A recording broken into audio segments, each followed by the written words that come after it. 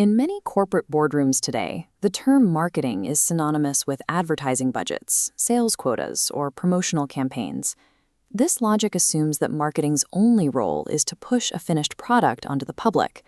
This narrow view fails to explain why technically superior products, engineered by brilliant teams, routinely collapse upon release in the open market. These failures occur because the operational model is backward.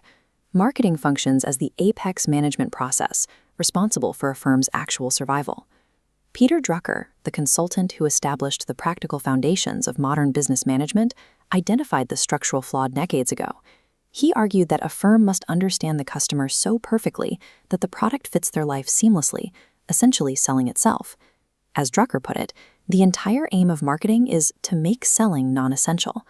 Successful marketing builds robust brands and loyal customer bases. These are the specific, intangible assets that contribute most heavily to the overall financial valuation of a firm. Marketing represents the upstream architectural work of aligning a company's output with market reality to ensure financial success. Constructing this architecture requires a look at how the discipline is formally codified by leading institutions. The Chartered Institute of Marketing, or CIM, defines the field as a strict operational mandate. It is the management process responsible for identifying, anticipating, and satisfying customer requirements profitably. The terms management process and profitably are key. They position marketing as an executive-level function grounded in quantifiable financial results. The American Marketing Association, the AMA, expands this scope to society at large. Their definition focuses on the activity and processes for creating, communicating, delivering, and exchanging offerings. Central to the AMA framework is the concept of value. Marketing serves as the mechanism used to discover and verify what a customer actually finds valuable. These definitions remain fluid. The AMA framework undergoes a rigorous review by active researchers every 3 years to keep pace with economic changes. These institutional standards restructure the corporate focus. Success relies on engineering an offering that aligns precisely with a pre-existing human requirement. To engineer that alignment, we must pivot from corporate goals to the psychology of the consumer. We start with the bedrock of human behavior. The atomic unit of marketing is the need. This visual represents a need, defined strictly as a state of felt deprivation. It is the driving force that motivates all subsequent behavior. These deprivations follow 5 specific conditions. They are situational, dynamic, range in intensity, correlate with perceived value, and are psychological in nature. A want is distinct from a need. It is the specific object, like a particular brand or product, that a person believes will satisfy that underlying deprivation. The final progression in this chain is demand. Demands are specific wants backed by an actual ability to pay. This clarifies a major industrial misunderstanding. Marketers do not create needs. Those are biological and psychological constants.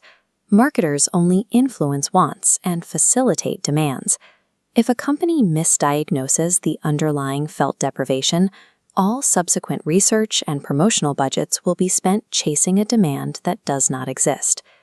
Diagnosing these deprivations is complex because human desire is rarely fully articulated. Customers often ask for one thing while requiring another. This diagram illustrates the 5 distinct levels of needs a firm must navigate to understand the customer. At the tip is the stated need, exactly what the customer asks for, such as an inexpensive smartphone. Just below the surface is the real need. This is the practical reality of the request. The customer isn't looking for a low purchase price. They want a device with low long-term maintenance costs.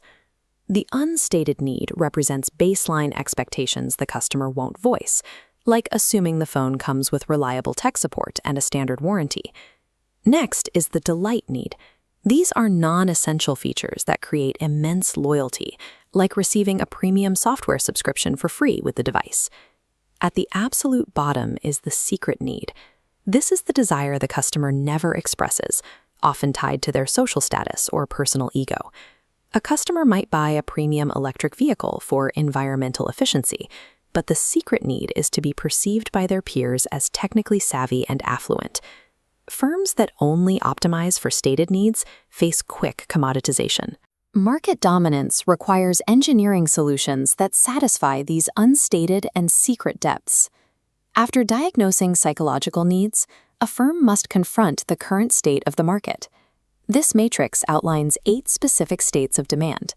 Demand is a variable condition that dictates a firm's operational strategy. Consider negative demand. This occurs when consumers actively dislike a product and may even pay to avoid it.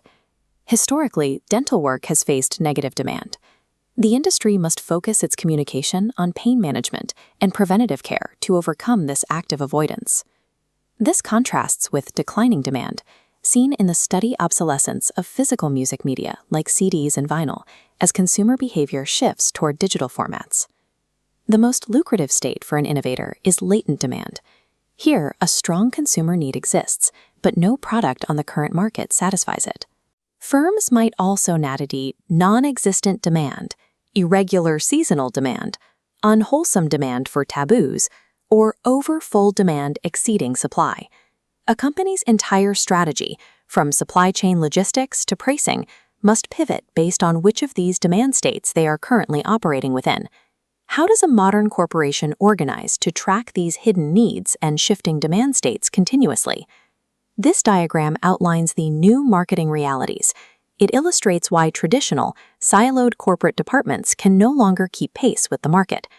Today's firms are pressured by 4 massive forces: technology, globalization, physical environment constraints, and the demand for social responsibility. These forces have given consumers unprecedented information and capabilities. Companies can no longer hide behind the traditional marketing department model. The mandatory organizational response is the holistic marketing framework, which rests on 4 interconnected pillars. Pillar 1 is internal marketing. This dictates that understanding the customer is the responsibility of senior management and every other department, not just a single team. Pillar 2 is integrated marketing.